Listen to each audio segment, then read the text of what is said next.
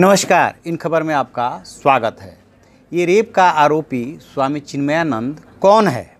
SIT लगी हुई है, सुप्रीम कोर्ट का निर्देश है, हाई कोर्ट मॉनिटरिंग कर रहा है। इसके बावजूद और जो पीड़िता है वो मजिस्ट्रेट के सामने 164 के तहत बयान दर्ज करा चुकी है, लेकिन अभी तक न तो एफआईआर हुआ है और न ही चिन्मयानंद की गिरफ्तारी। आखिरकार ये शख्स कौन है, कहाँ तक पहुँच है, कितनी रसूख है जो प्रशासन के हाथ पांव फूल रहे हैं इनके खिलाफ एक्शन लेने में। एसआईटी कुछ बोल नहीं पा रही, कुछ तो बात होगी, जानने की कोशिश करते हैं। दरअसल ये स्वामी चिन्मयानंद जो हैं ओरिजिनल कृष्णपाल सिंह है, जो कि गोंडा के रहने वाले हैं और शाहजहांपुर में इन्होंने अपना मुमुक्ष आश्रम बनाया और दिव्य धाम के नाम से इनका दिव्य जो है आवास है, जहाँ पर कि ये सारा गोरख धंधा और सारी ये गंदी हरकतें होती है। उसी आश्रम के पास जो है 5 कॉलेजों का संचालन का अधिकार है, जिसके ये मुखिया हैं।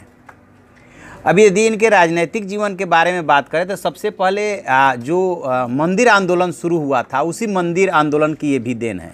1991 में सबसे पहले ये सांसद चुने गए थे बदायूं से, उसके बाद 98 में ये सांसद चुने गए मछली शहर से और फिर 99 में ये जौनपुर से चुनाव लड़कर के लोकसभा में पहुँचे थे। और वाजपेयी सरकार यानी कि अटल बिहारी वाजपेयी की सरकार थी, उसमें जब बीच में फेरबदल हुआ था तब ये केंद्रीय गृह राज्य मंत्री बनाए गए थे। अब आते हैं कि इनका प्रदेश सरकार और मुख्यमंत्री योगी आदित्यनाथ से क्या रिश्ता है। तो बताते ये हैं कि जब मंदिर आंदोलन शुरू हुआ था, उसमें जो गोरक्षा पीठ गोरखपुर का है, उस समय महंत अवैधनाथ हुआ करते थे, यानी कि योगी आदित्यनाथ के गुरु। और इन्होंने अयोध्या आंदोलन में, मंदिर आंदोलन में बढ़ चढ़ करके भाग लिया तो अवैधनाथ के नज़दीकी हो गए। और कहा यह भी जाता है कि उन्हीं अवैधनाथ ने इनको जो है टिकट दिलाने में सिफारिश की और इनको फिर जो है टिकट मिला, ये राजनीति में आए। अब 2017 का जब विधानसभा चुनाव हुआ तो उसी दौरान ये योगी आदित्यनाथ के भी नज़दीक आ गए थे। उनके गुरु के नज़दीक आए तो ऑटोमेटिकली योगी आदित्यनाथ के भी नज़दीक आ गए। तो 2017 में जब विधानसभा का चुनाव हुआ, उस दौरान जब रिजल्ट आया, उसके बाद ये बहुत बड़ा सवाल था कि मुख्यमंत्री कौन बनेगा। उसमें मनोज सिन्हा का नाम उभरा था, बहुत तेज़ी से मीडिया में बहुत हाईलाइट हुआ था। उसके बाद अचानक नाम आया था योगी आदित्यनाथ का।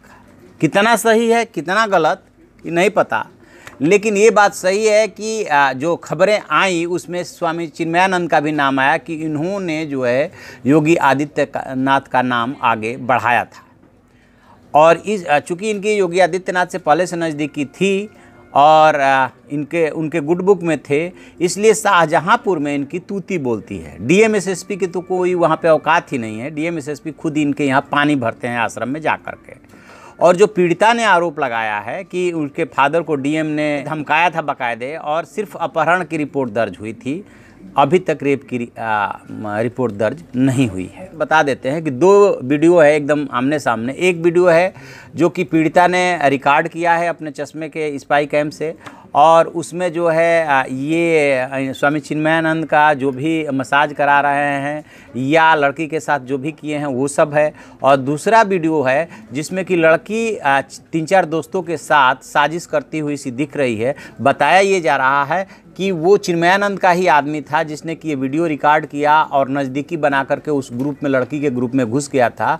और लड़की के 3 दोस्त थे जिसमें कि संजय मेन है, और उसी में एक सोनू भाई का नाम आ रहा है, एक सचिन का नाम आ रहा है। तो वहाँ से घुस करके वो वीडियो बना लिया और वो वीडियो लीक कर दिया कि कैसे जो है 5 करोड़ मांगे गए, फिर 1 करोड़ में डील हुई, फिर 25 लाख में बात आ गई, लेकिन फाइनली वो डील नहीं हुई। इसके बाद लड़की अपने दोस्त के साथ राजस्थान चली गई थी, वहाँ से फिर रिकवर हुई, सुप्रीम कोर्ट में आई और फिर एसआईटी बनी और फिर वो जांच चल रही है। तो दोनों मामले पैरेलल है। एक मामला है रेप का, शोषण का, और दूसरा मामला है लड़की के जो दोस्त हैं या उसमें लड़की भी शामिल हो सकती है, वो है कि ये इनको ब्लैकमेल करके पैसा उगाना चाहते थे। वो अलग बात हो गई। अब इनके रसूख का इससे भी अंदाज़ा लगाया जा सकता है कि इसके पीछे यानी कि 2010-11 में इन्हीं के आश्रम यानी कि जो मुमुक्षु आश्रम है उसमें एक साध्वी हुआ करती थी जिसने कि इनके ऊपर रेप का ऐसा ही आरोप लगाया था। उसको लेकर के बहुत मीडिया में हाइप क्रिएट हुआ। उसके बाद मामला होते हवाते हाई कोर्ट पहुंच गया।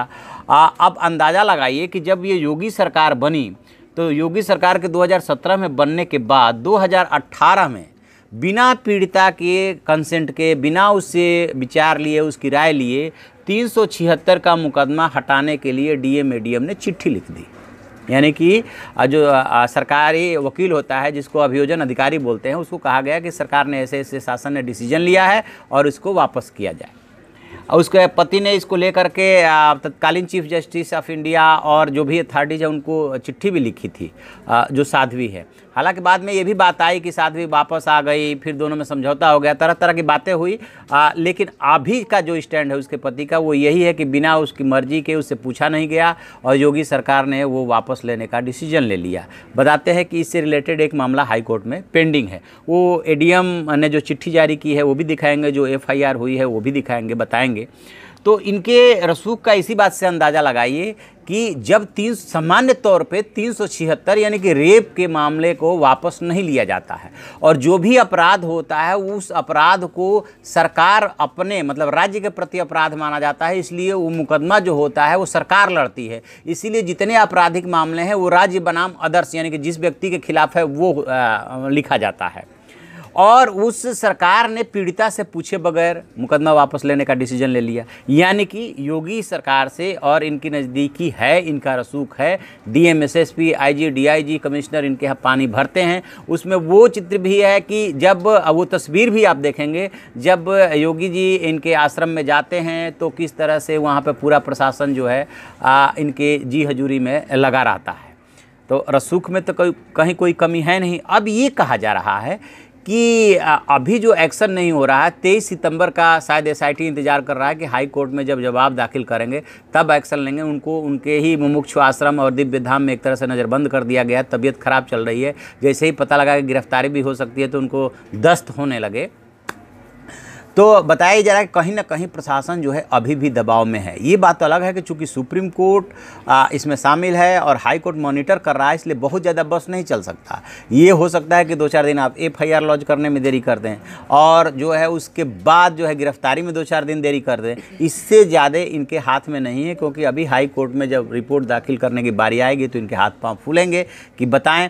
वैसे सामान्य तौर पे अभी देखने में साफ साफ लग रहा है कि प्रशासन इनका फेवर करता हुआ सा दिख रहा है, क्योंकि मजिस्ट्रेट के सामने 164 के तहत जब बयान दर्ज हो गया पीड़िता का, उसके बाद क्या बचा है? उसके बाद सिर्फ इन्हीं के मामले में आप साबित करना चाहते हैं कि हम तथ्यों को परख रहे हैं। अदरवाइज यदि सामान्य आदमी का मसला होता तो एक कंप्लेंट सिंपल कागज़ पर जब लिख के दे दिया जाता है उसी समय उसकी गिरफ्तारी हो जाती है और कहा जाता है उससे कि कोर्ट में साबित कीजिएगा कि मैं निर्दोष हूँ और इस मामले में शामिल नहीं हूँ। लेकिन स्वामी चिन्मयानंद के मामले में तो ऐसा नहीं हो रहा है, क्योंकि उनके सीधे जो है प्रदेश सरकार से और योगी सरकार से उनकी नज़दीकी है, इसलिए ऐसा नहीं हो सकता।